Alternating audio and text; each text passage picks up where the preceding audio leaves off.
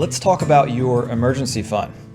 In a previous video, we covered your starter emergency fund. Like the name says, that's a starting point for your emergency savings. By no means should that be the stopping point for your emergency savings. Note that the emergency fund is for emergencies. This isn't your regular retirement savings or savings for a down payment on a home or savings for your kids' college or other savings. This is purely for emergencies. Okay, so let's kind of orient this step in the financial planning process in the overall process itself. First and foremost, you got to know your budget. You're not going to be able to accomplish any of these savings or financial goals if you don't know what's coming in and what's going out.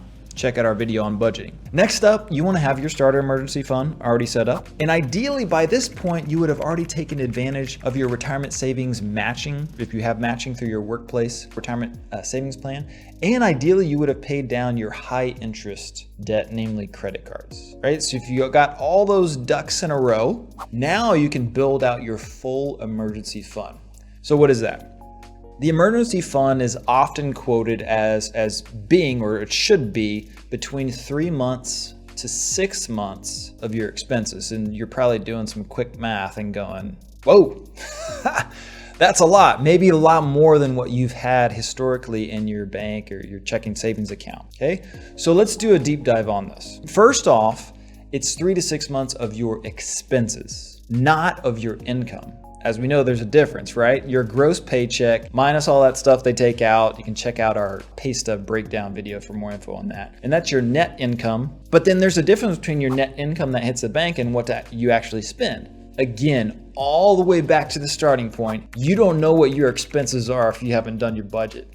So you got to do those steps first, right? So once you know what your expenses are, then the goal would be to have 3 to 6 months of that, again, sitting in a liquid, safe account, usually a bank account, right? Checking, savings. Some people will do, an FDIC insured, a money market account of some sort. But the point is you need to be able to get to it quickly if you have an emergency, and it needs to be safe, not fluctuating in value. So here's a question.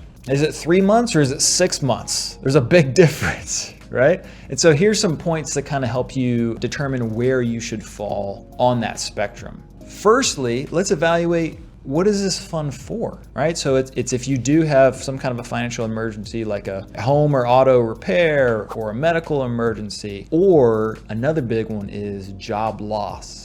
So look at your employment status to determine how much, 3 to 6 months, and determine, what is your job security? And if you were to lose your job, how difficult would it be to find a new one? If you're in a career field that is in high demand and you could quickly find another job, maybe you would lean more toward the 3 months, right? If the opposite is the case, a super niche specialty, or maybe not as much experience, or maybe you're in the midst of a career change, maybe you ought to have more of a buffer.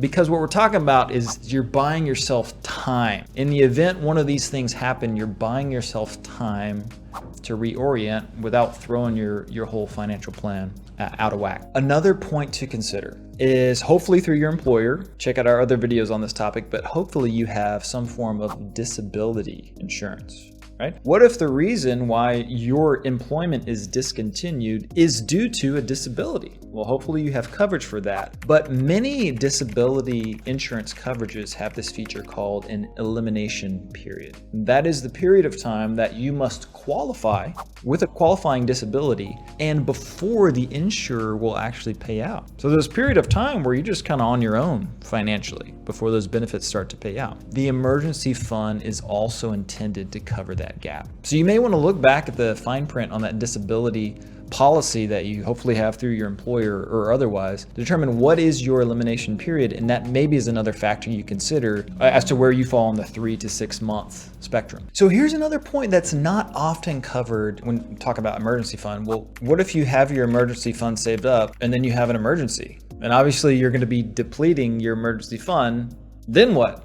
Well, now that you have your emergency fund set, you've probably then turned your attention to other financial priorities saving for retirement, saving for a home, or whatever those are for you. Well, if you take a step back and you dip into emergency fund, you do want to make sure and go back and reprioritize building that back up before you then turn your attention again to those other priorities. So a lot of attention is focused often on building the emergency fund. Yes, do that certainly. But then if you find yourself in an emergency and using those funds, be sure to backfill it. And don't feel like you're working backwards if you have to pause on some of those subsequent priorities to go back and refill your emergency fund. That's what it's there for. You had to use it and you want to make sure it's there for the next emergency. So again, you don't know what life's going to throw at you. That's the point, right? When you're sitting there going, well, what possible emergencies could I have? That's the point. You don't know. It's something maybe you could never conceive of, but it could be things like an expensive repair, a medical emergency, a job loss, a disability. In any case, you're going to be much more prepared